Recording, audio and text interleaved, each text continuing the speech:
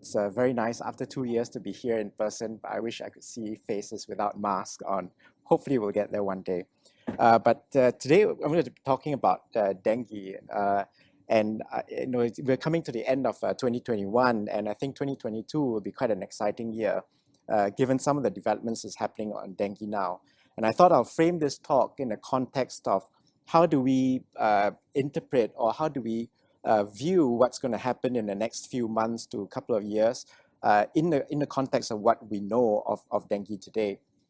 So what you see here on this slide, on the left-hand side, of course, are the mosquitoes that transmit dengue in this part of the world. In the Pacific Islands, there's a third species called Aedes polliniensis that also transmits dengue. The bottom left, you see the map. It's a bit of a distorted map, but distortion shows you where the burden of disease is. And essentially, it's in the tropical world, mostly in Southeast Asia, as well as Central and South America. Africa, of course, it looks like there's not much dengue, but I think that's probably an underestimation of the disease burden there. And then on the right-hand side, you probably can't see the details very well, but the whole tree just shows you flaviviruses. And on top, you see the black figures, which tells you the hosts of these viruses. And if I blow that up, then you'll be able to see that in red are dengue viruses, especially those where just below the figure of a human being. And just before dengue branches off, you see Zika virus. So Zika is actually quite closely related to dengue. And I introduced this to you because I'm going to use Zika as an example later on in the course of the presentation. Because there are 4 different dengue viruses, then technically you can be infected with 4 different dengue viruses in your lifetime, right? And so infection with one doesn't protect against the other 3. But it does produce antibodies that will cross-react with the other 3, and that is where the complication arises. And the first time that we began to understood that the second infection can produce some problems is the work done by Albert Sabin. And so as shown here in this slide are 9 different people who have been infected with dengue 1, followed by dengue 2. Now you would ask, how do we know that? How did Albert Sabin know that? In reality, he didn't, because at the time when he did this experiment, dengue 1, 2, 3, 4 had not been described. It was thought that there were more than 1 dengue viruses, but the actual nomenclature hadn't been described. And obviously at that time, we couldn't sequence the virus to determine what serotype they were. So this was actually eventually worked out by a medical student at that time. She's now a doctor in the US, Grace Snow, so Snow et al. She was a medical student who came to Duke and US from Duke. And then and very fortunately, Albert Sabin bequeathed his entire notebook collection on this investigation to Duane Gubler. And Grace painstakingly went through all the notebooks that was in Duane's collection to figure out what happened. So this is what Grace identified. So what you see in the top row from left to right are those who have received dengue 1, followed by dengue 2, and the dengue 2 infection was 6 to 8 weeks after the dengue 1. So all of these were experimental infections. So Albert Sabin actually infected volunteers with these viruses. And that's why we know the timeline, at the time interval between infections.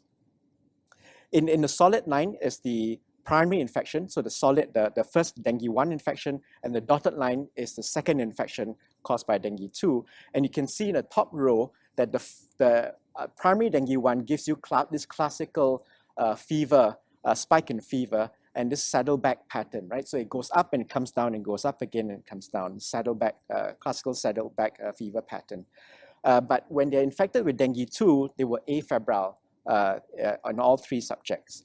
But if you delay the interval to 3 to 4 months and to 9 months, you see that the secondary dengue 2 infection now starts to cause fever and perhaps a little bit earlier in onset than the primary dengue 1 infection, suggesting that perhaps the secondary dengue 2 infection could be more efficient than the primary infection and therefore give you a shorter incubation period.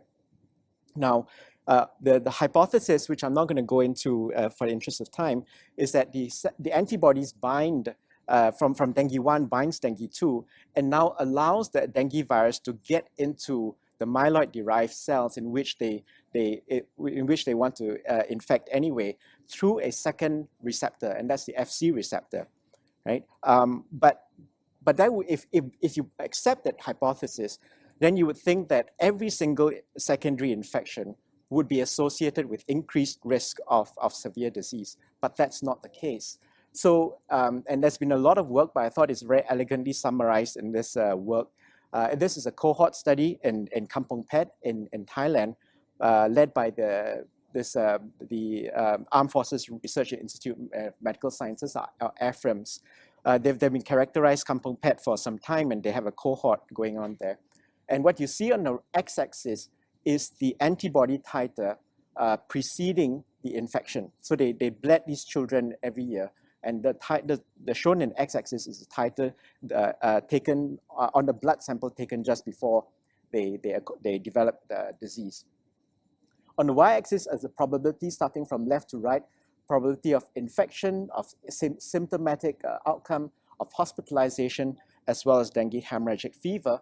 And if you can see that, you can see that the left two graphs is essentially a dose-dependent effect, right?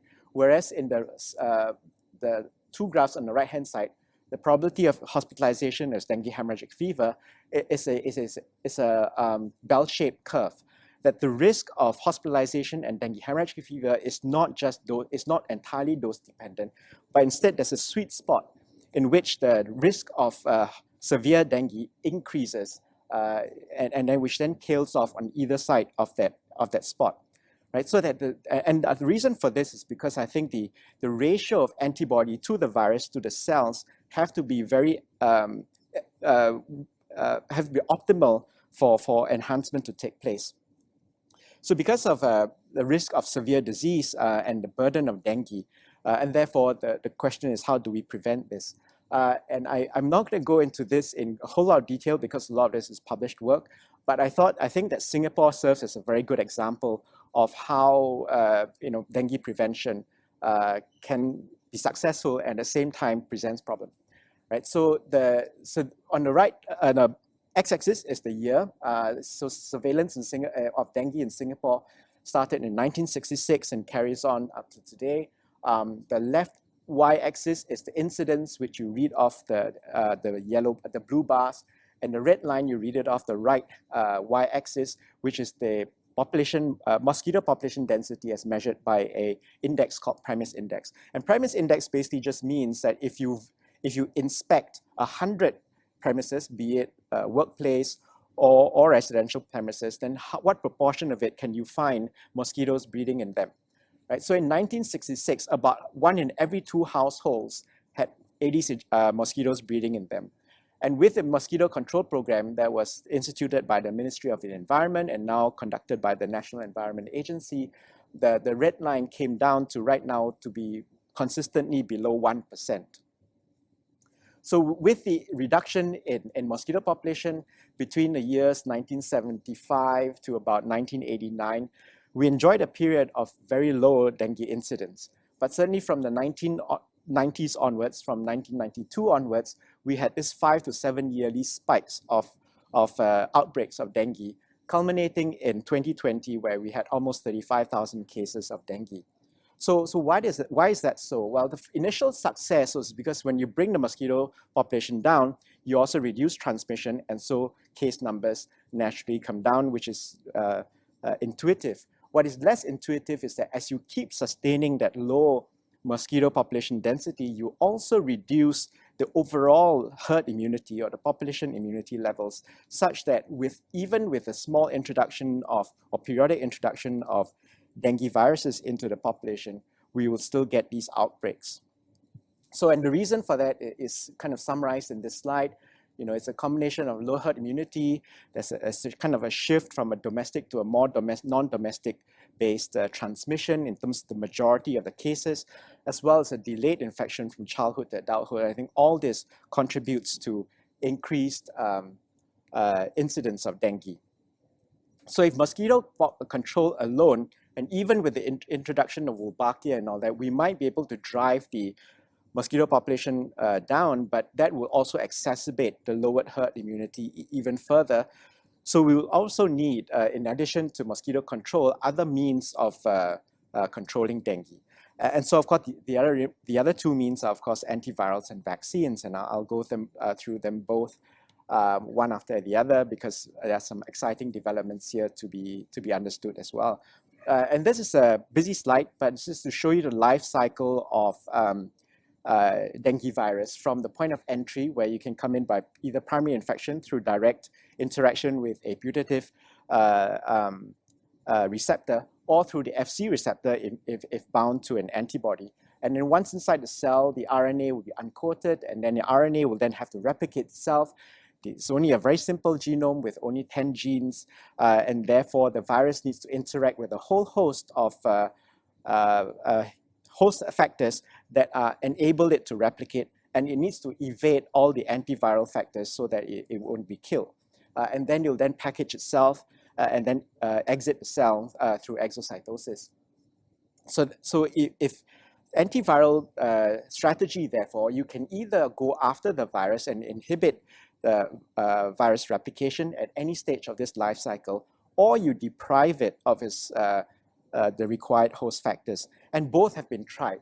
So summarized in this slide are all those antiviral drugs or antiviral strategies that have undergone clinical trials, from chloroquine, and we've all known about hydroxychloroquine, the related drug, and COVID, balaprevir, and all that shown in this slide.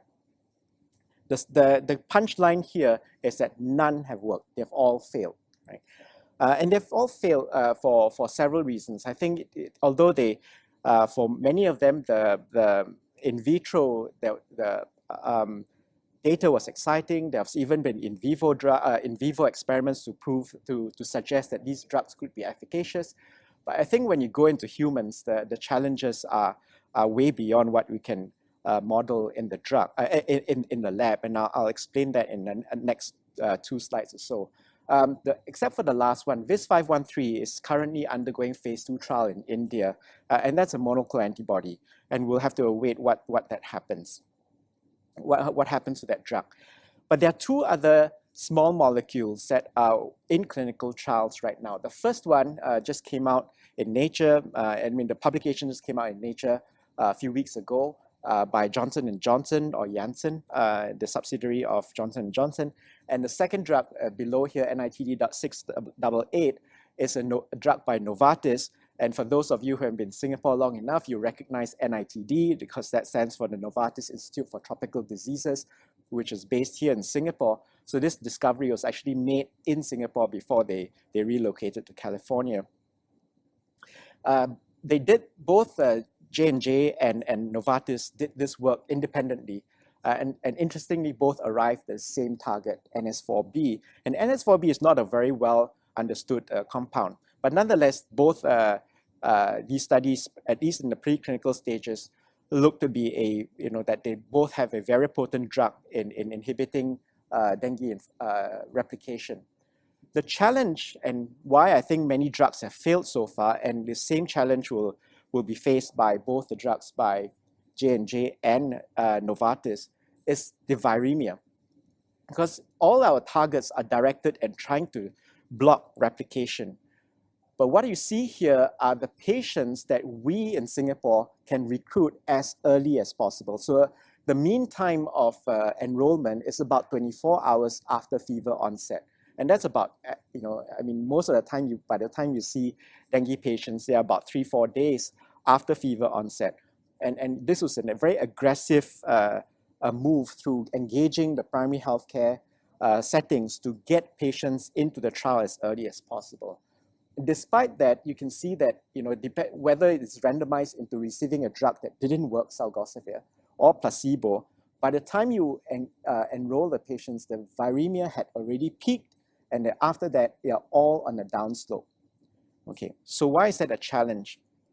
A challenge is because the drug also needs time to work. So this is the figure from the Nature paper by the Janssen compound. So if you go from top left to bottom right, it's the day from in which they treated, right? So they treated at this point of infection in panel B, and then 1 day delay, so infection, then 1 day later they treated, and so on and so forth until panel G is 6 days after infection before you first dose the animal. And you can see in the red is the placebo, and then the treated animals are shown in different colors in these different panels. But you can see that by day 5, you're barely making, if you dose at day 5, just 1 day before peak viremia, you're barely making a difference in the viremic curve, right? Whereas if you treat at day 6, there's literally no difference. So one of the challenges is going to be how fast can we get patients into the trial so that we have a chance of seeing efficacy. This is just to show you that the trial is ongoing. It's actually happening here in Singapore. We hope to be able to get this done by early next year. So that's the stage of vaccine. So moving on to that's the state of antiviral drug development. I think there were others in the pipeline. It'll be interesting to see what happens to them, and hopefully we'll have a drug that can be used to treat dengue patients in a not too distant future. But coming to vaccines, and that's probably the one that might have some opportunity for us to make a big impact in the same way that we can see how vaccines have made a big impact in preventing COVID. The effort for making a vaccine actually stretches all the way back to the work of Albert Sabin. So the first one of the first few slides that I showed you with all the fever panels was not because Sabin wanted to make people sick. He actually wanted to develop a vaccine, and he needed a model, and that was what that work was all about. But the effort to have a globally coordinated dengue vaccine development started here in Singapore in 1977. And so in the left-hand side, you see the cover of this now defunct Asian Journal of Infectious Diseases. The editor was late Chan Yao Cheong, who was a very famous dengue virologist. He chaired this meeting sponsored by WHO right here in Singapore. And if you look on the right-hand side, this was the transcript of the meeting. And in the discussion, it was said that highlighted in the red box, the time frame for a quadrivalent vaccine, which will be able for general use, was given as about 10 years if all goes well. This is in 1977. We're in 2021, and we still do not have a very effective dengue vaccine. And the reason for that is that in the initial effort, shortly after the meeting in Singapore, through the WHO network, a tetravalent dengue vaccine was developed, led by Mahidol University. That went into clinical trial, and this is the phase 1 trial outcome that essentially killed the vaccine. So what you see is on the bottom left-hand side, if you give the 4 dengue viruses in this tetravalent formulation, dengue 1, 2, 3, 4, then dengue 2, 3, 4 were immunogenic. They were making antibodies after receiving the vaccine. But dengue 1 was, those who did make antibodies, they had very low titers, and only 3 out of 5 developed any antibodies.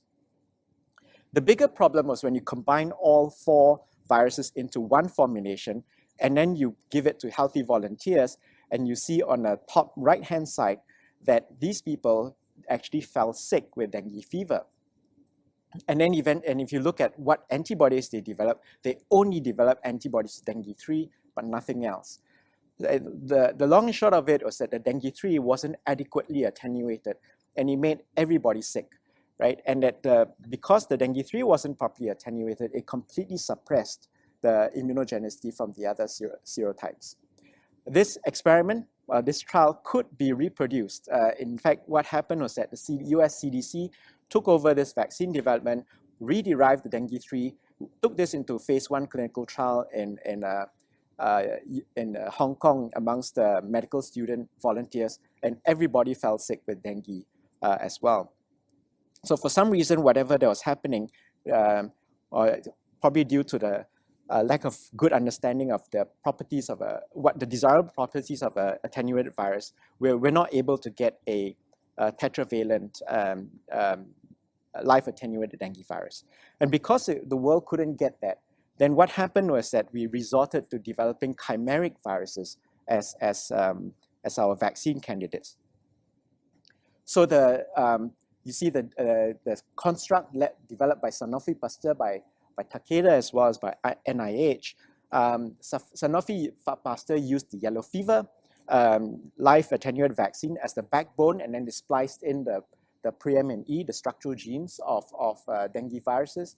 Takeda used the dengue 2 full genome backbone as the construct to then make dengue 1, 3, and 4. So the dengue 2 is actually was one of the candidates that was developed by Mahidol University.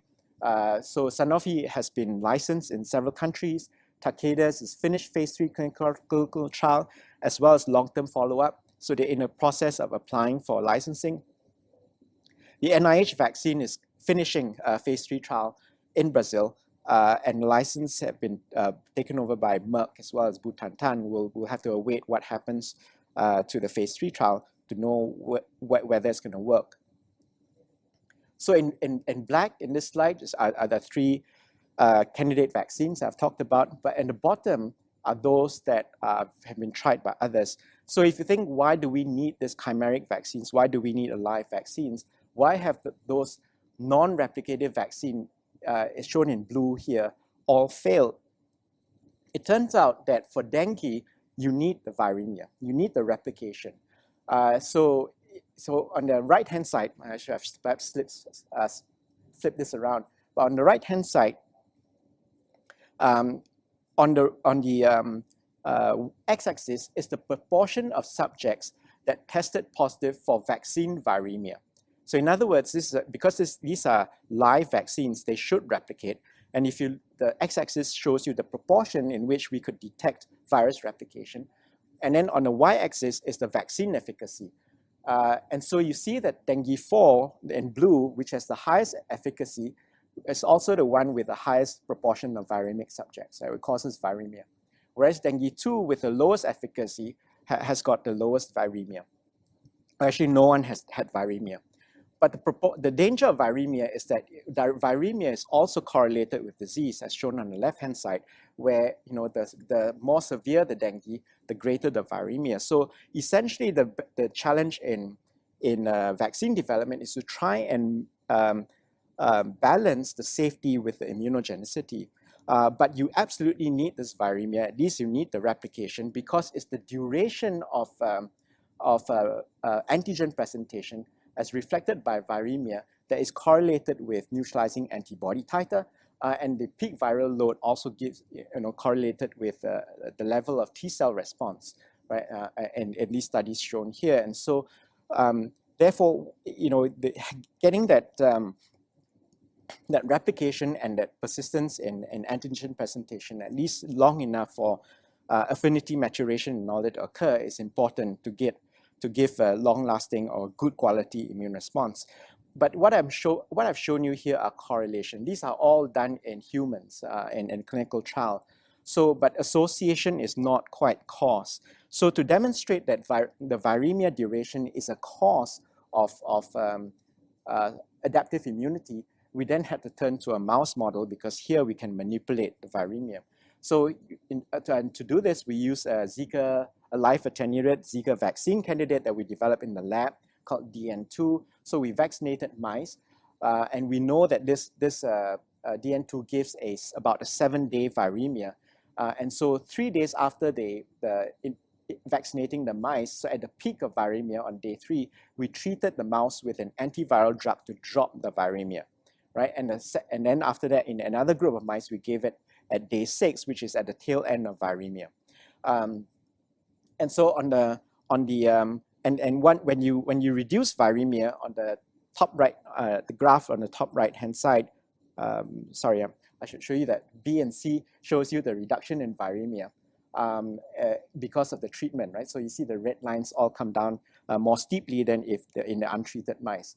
And because of the reduction in viremia on the top right hand side, you see that the neutralizing antibody titer is lower if you treat the mouse with an antiviral drug at day 3 to reduce the vaccine viremia level, right? And then if you challenge them, then they also show a greater fourfold or greater rise in antibody titer as opposed to untreated mice, and the mouse that's treated at day 6. So suggesting that the longer the viremia, the better the quality of the immune response, and therefore better the protection.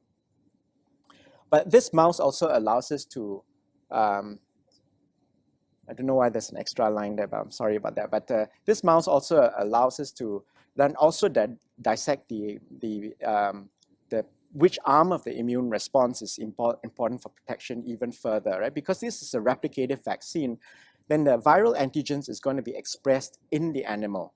So if it's expressed in the animal, then the animal will also, besides developing antibody, also develop CD8 T cells because of endogenously expressed antigens.